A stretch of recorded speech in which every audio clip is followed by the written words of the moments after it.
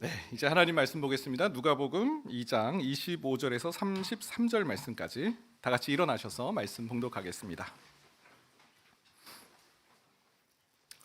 한 절씩 교독하시겠습니다. 예루살렘에 시므온이라 하는 사람이 있으니 이 사람은 의롭고 경건하여 이스라엘의 위로를 기다리는 자라. 성령이 그 위에 계시더라. 그가 그리스도를 보기 전에는 죽지 아니라 하니라는 성령의 지시를 받았더니 성령의 감동으로 성전에 들어가매 마침 부모가 율법의 관례대로 행하고자 하여 그 아기 예수를 데리고 오는지라. 주제여, 이제는 말씀하신 대로 종을 평안히 놓아 주시는도다. 내 눈이 주의 구원을 보았사오니 이는 만민 앞에 예비하신 것이요 이방을 비추는 주의 함께 봉독합니다. 그의 부모가 놀랍게 여기더라. 아멘. 자리에 앉으시겠습니다.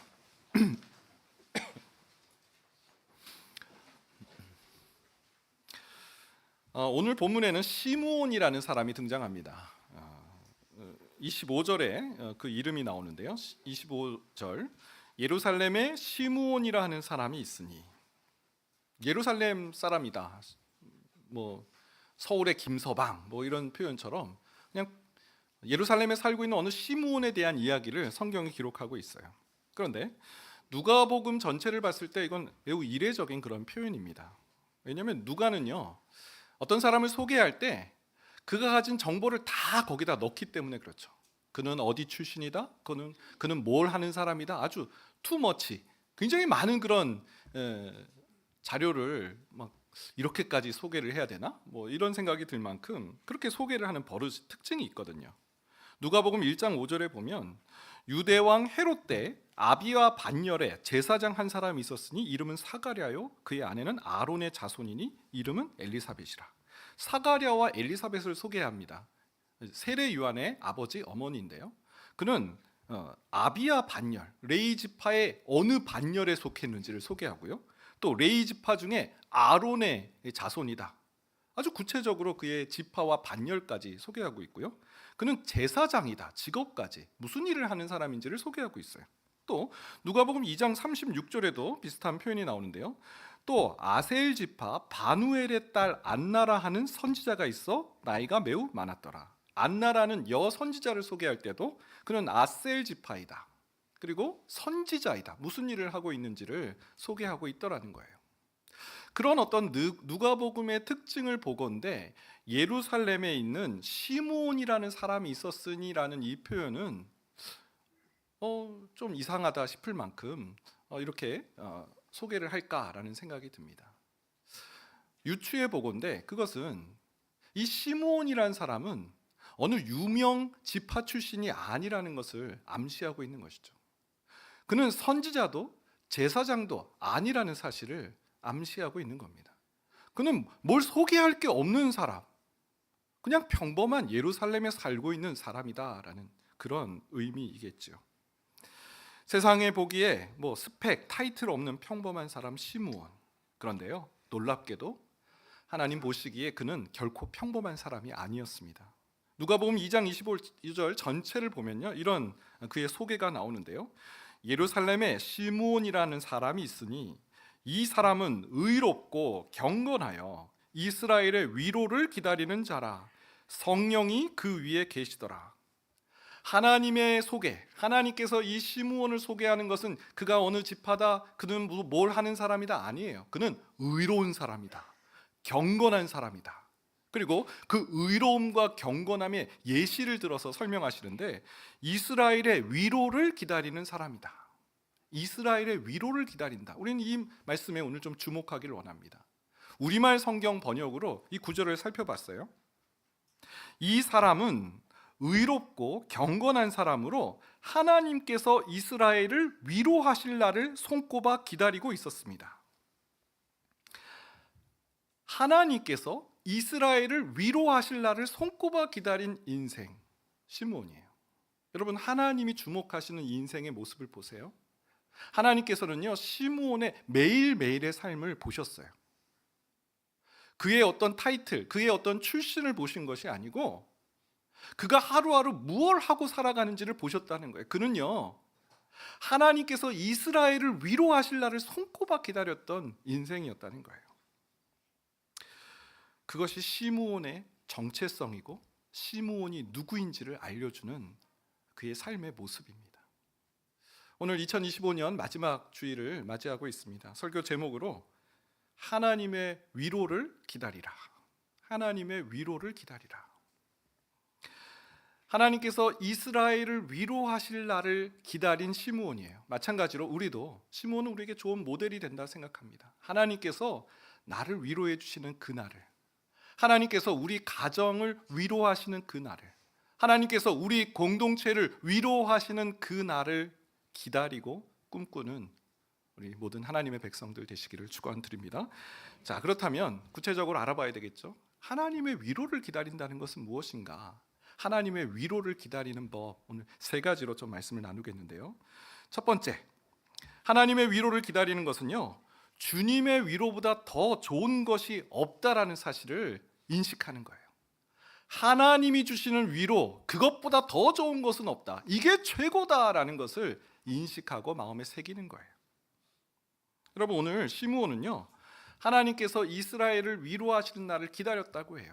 그럼 구체적으로 그 기다림은 어떤 기다림인가? 그는 누구를 기다리고 있고 무엇을 기다리고 있는가? 그 다음 구절에 이렇게 소개하고 있습니다. 26절인데요.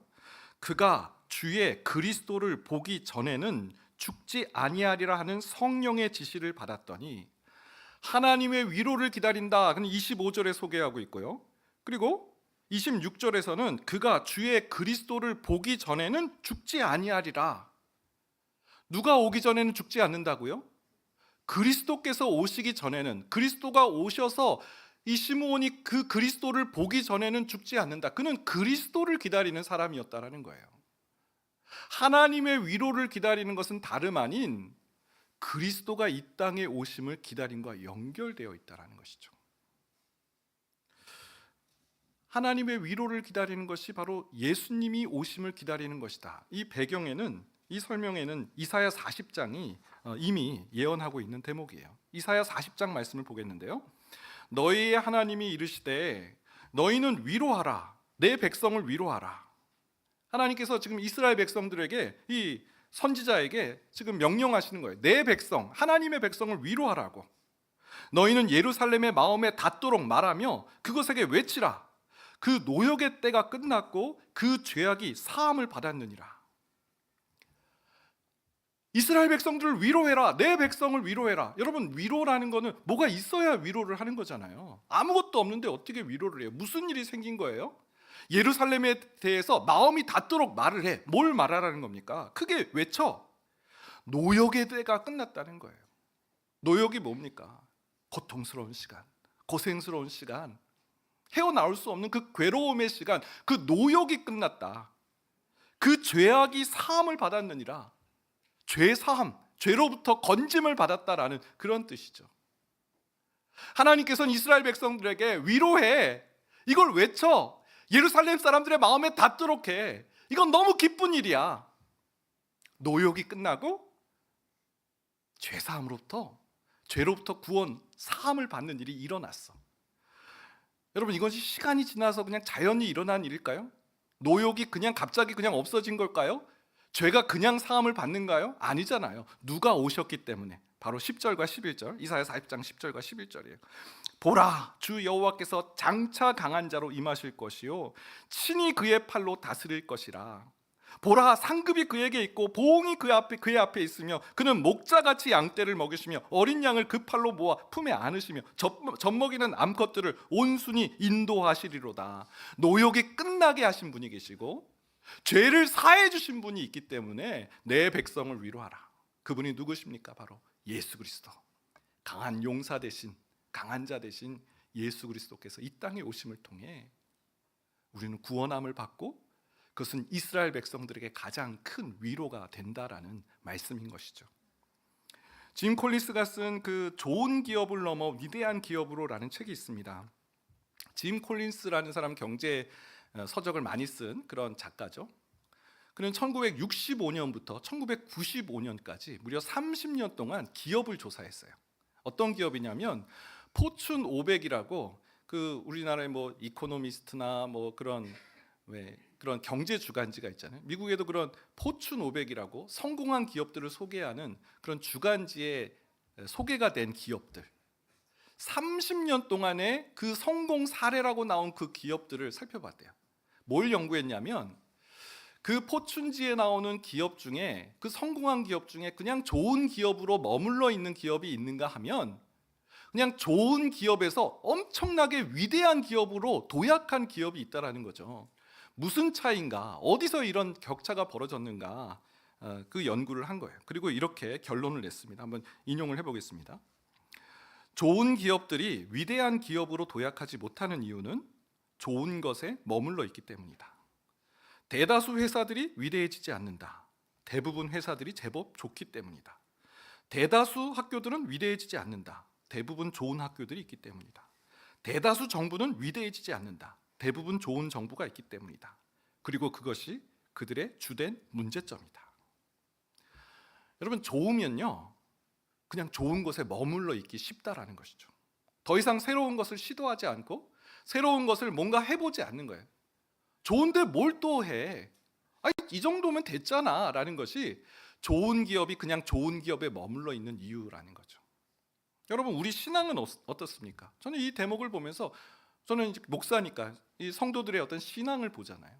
어떻게 하면 우리 성도들의 신앙을 좀 성장시킬 수 있을까? 그게 저의 꿈이고 기도하는 바고 또 말씀을 준비할 때 늘 염두하는 생각들이거든요. 아니, 성도들의 신앙을 어떻게 하면 도약시킬 수 있을까? 우리는 좋은 것에 머물러 있어요. 하나님께서는 너희는 영적인 어린 아이의 일을 버리고 믿음의 장성한 분량이 되라. 하나님께서 우리가 성장하길 원하시는데요, 우리는 성장에 대한 그런 기대감이 크지 않아요. 그냥 여기가 좋사오니 머물러 있기를 너무 좋아한다라는 것이죠. 좋아 보이는 것에 머물러 있는 건 다른 대체물들을 찾아서 최고의 위로이신, 최고의 위로자 되신 예수 그리스도의 위로를 우리는 기대하지 않아요. 맛보지를 않아요. 그것을 기다리지를 않아요. 예수님을 만나서 우리의 노역을 끝내주시고 죄로부터 건져주시는 그 참 위로를 기다리지 못하고 다른 대체물로 우리 마음을 채우고 있지 않습니까? 사무엘상 1장을 보게 되면요, 한나라는 사람이 나옵니다. 한나는 참 괴로움이 있었던 여성이에요. 자녀가 없었는데 그 자녀가 없는 일로 분인나라는 라이벌이 계속 그를 격동합니다. 하지만 한나는 어려움만 있었던 건 아니에요. 그에겐 좋은 남편이 있었습니다. 엘가나라는. 엘가나가 얼마나 좋은 남편인지 사무엘상 1장 4절 5절을 보니까요, 엘가나가 제사를 드리는 날에는 제물의 분깃을 그의 아내 분인나와 그의 모든 자녀에게 주고 한나에게는 갑절을 주니 이는 그를 사랑함이라. 하나님께 예배 드리는 날은 이 엘가나 부자였던 것 같아요. 막 가족들에게 선물을 준 그런 남편이었어요. 분인나와 그의 자녀들에게는 선물을 줬는데 한나에게는 갑절을 줬다, 2배로 줬다. 이유는 한나를 사랑했기 때문에. 엘가나의 사랑의 언어, 선물. 지금으로 말하면 막 명품 이런 거를 선물로 주지 않았겠어요? 네. 더 놀라운 것은 엘가나의 사랑의 언어는 한 가지가 아니었어요. 또 하나가 있었는데 바로 공감하는 위로의 말. 사무엘상 1장 8절 보세요. 그의 남편 엘가나가 그에게 이르되 한나여 어찌하여 울며 어찌하여 먹지 아니하며 어찌하여 그대의 마음이 슬프냐? 내가 그대에게 10 아들보다 낫지 아니하냐 하니라. 여러분, 이 엘가나의 자신감을 보세요. 내가 당신에게 10 아들보다 낫지 않소. 와, 이건 그가 뭔가 이렇게 그동안 해온 게 있기 때문에 할 수 있는 말 아닐까요? 공감하는 말. 이 한나의 그 아픔을 공감해주고 괴로워하지 말라고, 내가 있지 않냐고 지금 말하고 있는 거예요. 더 놀라운 것은 한나는요, 이 좋은 남편의 자신의 그 마음의 허기짐, 자신의 이 공고함, 자신의 괴로움, 저희 근본적인 그 괴로움 문제를 남편을 통해서 대체물로 삼지 않는다라는 거예요. 그는 하나님께 나아가요. 하나님께 울부짖어요. 사무엘상 1장 10절 11절이에요. 한나가 마음이 괴로워서 여호와께 기도하고 통곡하며 소원하여 이르되 만군의 여호와여, 만일 주의 여종의 고통을 돌보시고 나를 기억하사 주의 여종을 잊지 아니하시고 주의 여종에게 아들을 주시면 내가 그의 평생에 그를 여호와께 드리고 삭도를 그의 머리에 대지 아니하겠나이다. 여러분, 이 한나의 기도의 변화를 보세요. 처음에는 통곡이에요. 괴로움이에요. 하나님, 나의 고통을 좀 멈추게 해주십시오. 하나님, 나의 고통을 좀 잊게 해주십시오. 하나님, 나를 기억해 주십시오. 하나님께 그 괴로운 심정을 토로하고 있는 그의 기도였는데요, 점점 그의 기도가 바뀌어요. 하나님, 저에게 아들을 주시면 하나님을 위해 드리겠나이다. 하나님, 그를 거룩한 나신이로 세워나가겠습니다. 기도하는 가운데 하나님께 나왔어요. 그는 남편이 주는 그 만족에 머물러 있지 않았어요. 하나님께 나아가 기도했을 때 하나님께서 그 슬픔의 마음을 바꾸어서 하나님의 비전, 하나님의 꿈, 하나님께서 앞으로 이루실 일에 대한 그 기대감을 갖고 하나님을 찾고 있는 이 한나의 모습을 볼 수 있습니다. 여러분, 세상의 위로 잠깐이죠. 배우자의 위로, 배우자가 너무 잘해주고 이런 위로 근본적인 문제를 해결해 주지 못하죠. 한나의 진짜 본질적인 문제는 전능하신 하나님, 오직 하나님만이 해결하실 수 있는 문제 아닙니까? 최고의 위로는 하나님이 주시는 것인 줄 믿습니다. 그 하나님을 붙잡고 의뢰하며 다른 기쁨 찾지 않는 우리 믿음의 종들 되시길 축원드립니다. 자, 두 번째는 성령 충만할 때 기다림을 지속할 수 있다라는 거예요. 하나님의 위로를 기다리라. 여러분, 이 기다리려면요, 성령 충만해야 됩니다.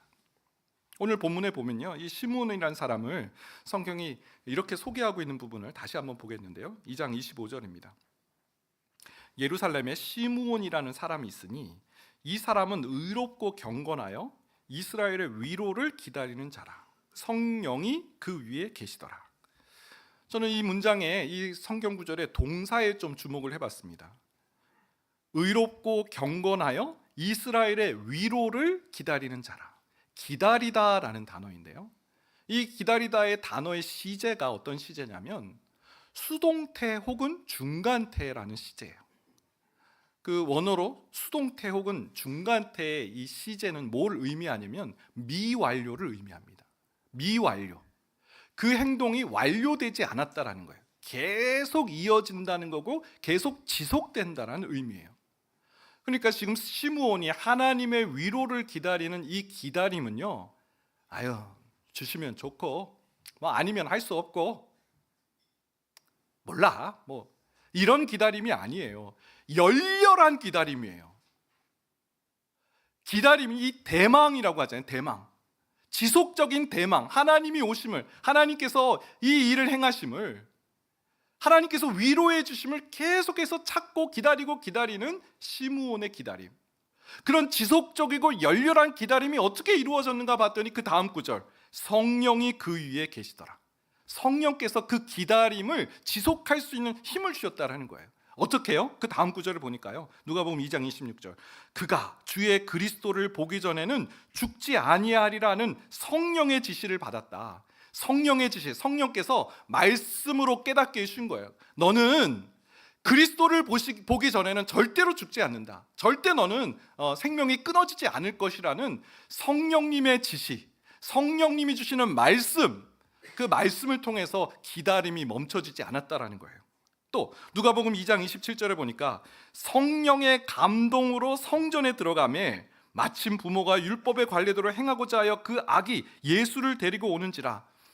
시므온이 성전에 들어갔대요. 누구의 감동으로? 성령님의 감동으로 성전에 들어갔는데 그 성전에 마침 누가 왔냐면 마리아가 정결 예식, 유대인들은 이제 출산을 하게 되면 정결 예식이라는 걸 하는데, 정결 예식을 하기 위해서 첫 태를 낳고 아기를 데리고 마침 성전에 왔을 그때 성령의 감동으로 성전에 들어가게 되었다라는 거예요.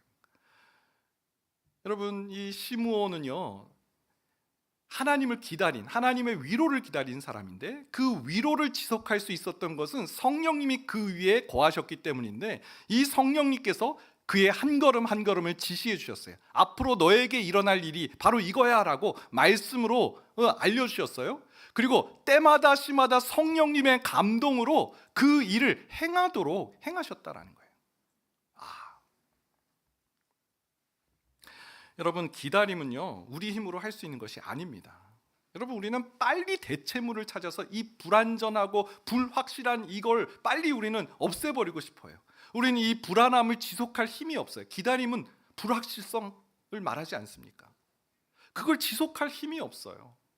무슨 수로 그 불안함을 유지할 수 있겠습니까?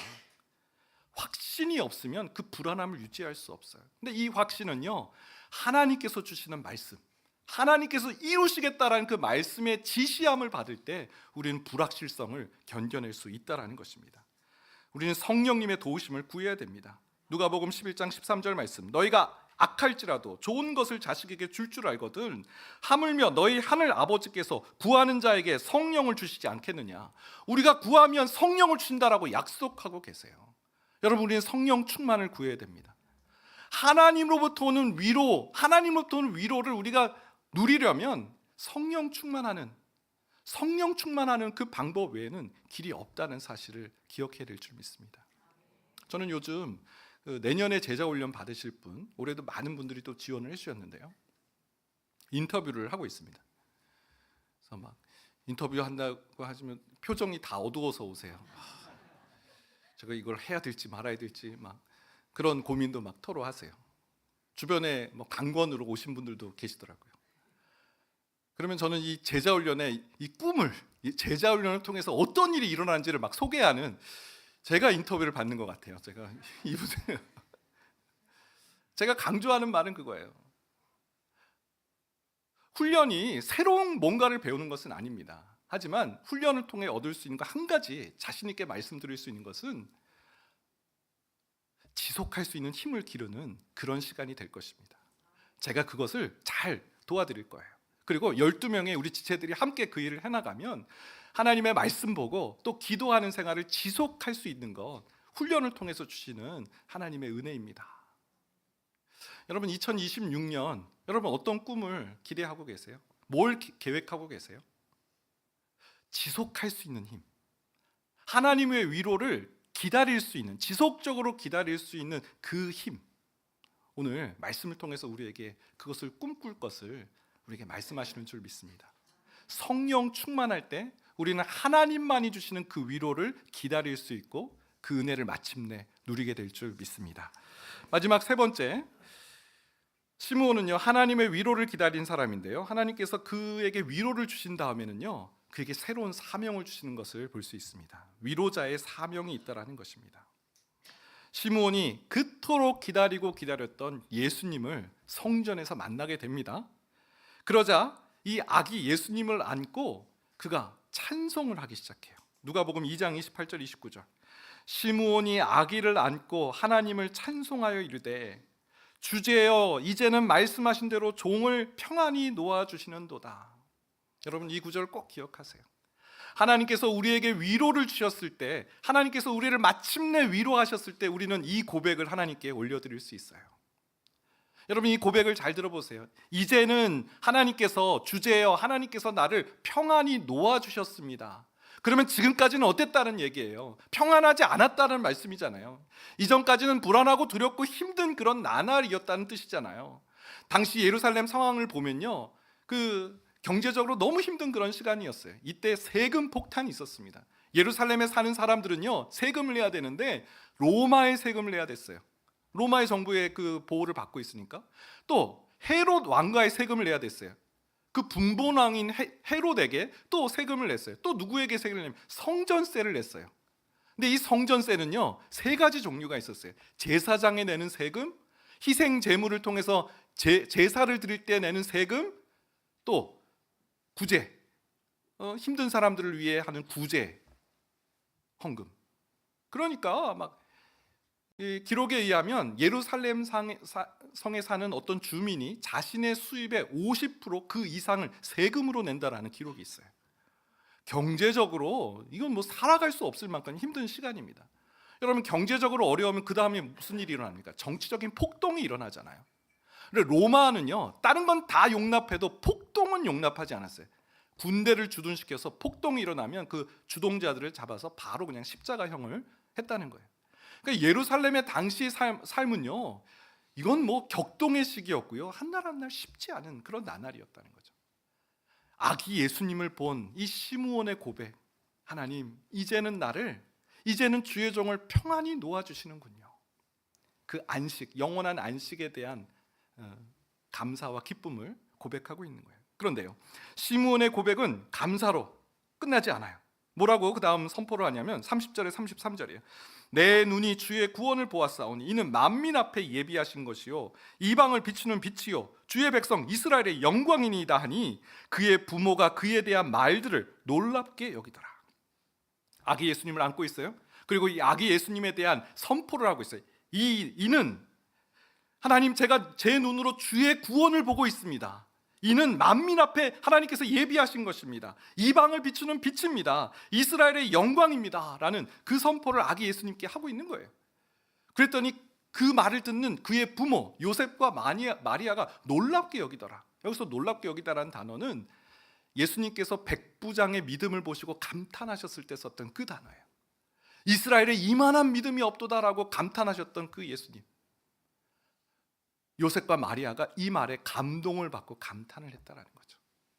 여러분, 요셉과 마리아, 우리 지난주에 봤지만 너무 두려운 상황이잖아요. 성령으로 잉태되었대요. 누가 믿어주겠어요? 믿음으로 여기까지 왔지만 불안하기 짝이 없는 그런 두 부부예요. 두 사람이에요. 근데 시므온이 성전에 왔는데 정결 예식을 하길 알지도 못하는 시므온 아기를 안더니 이 아이에 대한 선포를 하는데 이 선포가 천사가 했던 선포와 똑같은 선포를 하는 거예요. 이방의 빛이다, 구원의 주의 구원이다라는 이 선포를 보면서 놀랍게 여기는, 감동을 받는 예수님의 부모의 모습을 볼 수 있죠. 그리고 시므온은 이어서 이 부모를 축복해요. 누가복음 2장 34절에 보면 시므온이 그들에게 축복하고 그의 어머니 마리에게 말하여 이르되 보라, 이는 이스라엘 중 많은 사람을 패하거나 흥하게 하며 비방을 받는 표적이 되기 위하여 세움을 받았고, 시므온이 그들에게 축복을 한대요. 부모들을 축복하기 시작해요.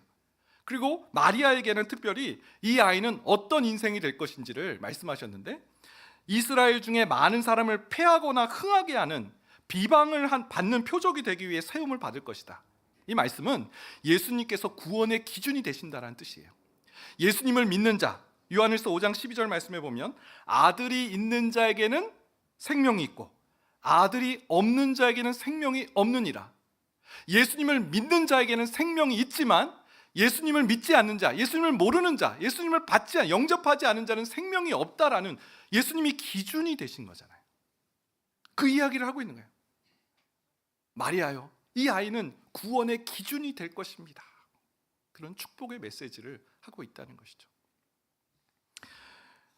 여러분, 하나님께서 때로 우리를 눈물 골짜기 통과하게 하실 때가 있습니다. 이해할 수 없는 그런 고난의 강을 통과하게 하실 때가 있어요. 평탄하지 않는 그런 삶이 이어질 때가 있어요. 내가 무슨 잘못을 하거나 죄 가운데 있었을 때는 하나님께서 돌아오라고 하시는 사인이구나. 근데 욥과 같은 그런 고난의 길을 걸어갈 때가 있어요. 여러분, 왜 하나님께서는 이런 고난의 강을 통과하게 하실까요? 오늘 이 시므온의 모습을 통해서 하나님께서 시므온에게 평탄하지 않는 삶을 살아가게 하셨지만 하나님의 위로를 통해 평탄함을 누리게 하시고, 이어서 그 두려움 가운데 있는 그 주변에 있는 사람들을 위로하게 하시는 그 준비의 과정으로 삼아 주셨다라는 것이죠. 여러분, 하나님의 위로의 완성은 내가 위로자가 되어서 상처 입은 자를 도울 때 그 위로가 완성될 줄 믿습니다. 오늘 우리가 겪고 있는, 또 새해를 맞이하지만 쉽지 않은 그런 또 시간에 통과하고 있는 우리 많은 성도님들 이 자리에 계시지 않습니까? 저 역시 쉽지 않은 시간들을 통과하고 있습니다. 하나님께서 우리를 준비시키시는 과정인 줄 믿습니다. 이 과정을 통과할 때 하나님 주시는 참 위로를 경험하고 그 위로로 또 다른 사람을 도울 수 있는 사명 감당하게 하실 줄 믿습니다. 말씀 마무리합니다. 예루살렘의 평범한 이름 없는 그 시므온, 하나님 앞에서는 결코 무명한 자가 아니었어요. 의롭고 경건하고 그의 하루하루의 삶은 하나님의 위로를 기다리는 삶이었다. 성령이 그 위에 거하였다. 참된 위로, 하나님으로부터 오는 위로를 그는 구했고요, 그것만을 추구했고요, 성령 충만함으로 그 기다림을 멈추지 않았고요. 마침내 하나님께서 위로를 얻게 하신 때는 그 위로를 이웃에게 흘려보내는 사명 감당했습니다. 2026년 그러한 삶을 꿈꾸는 모든 성도 되시길 축원드립니다. 자, 오늘 찬양하겠는데요. 충만이란 좀 새로운 찬양입니다. 근데 이 찬양이 시므온의 고백이에요. 시므온의 고백입니다. 우리 찬양의 가사를 떠올리면서 함께 하나님 찬양하도록 하겠습니다. 무명이어도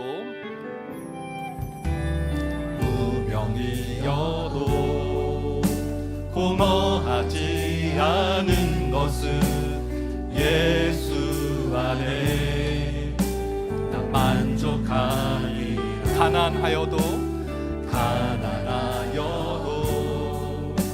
부족하지 않은 것은 예수 안에 오직 나는 부요함이라.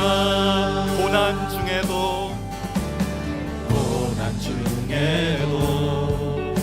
견뎌낼 수 있는 것은 주의 계획 있기 때문이라. 실패하여도 일어설 수 있는 것은 예수 안에 오직 나는 승리함이라. 난 예수로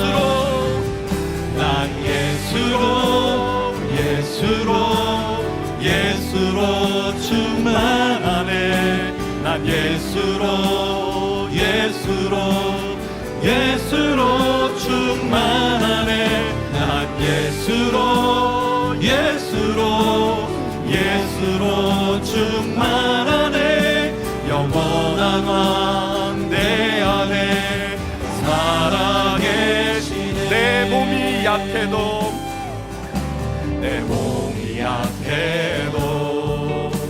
낙심하지 않는 것은 예수 안에 나 완전하리라. 화려한 세상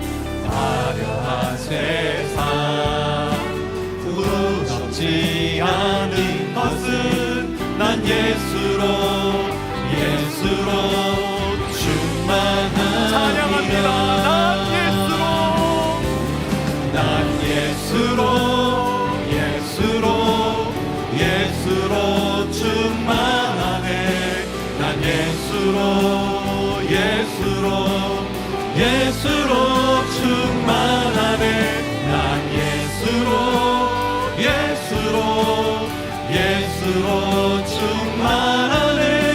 영원한 왕 내 안에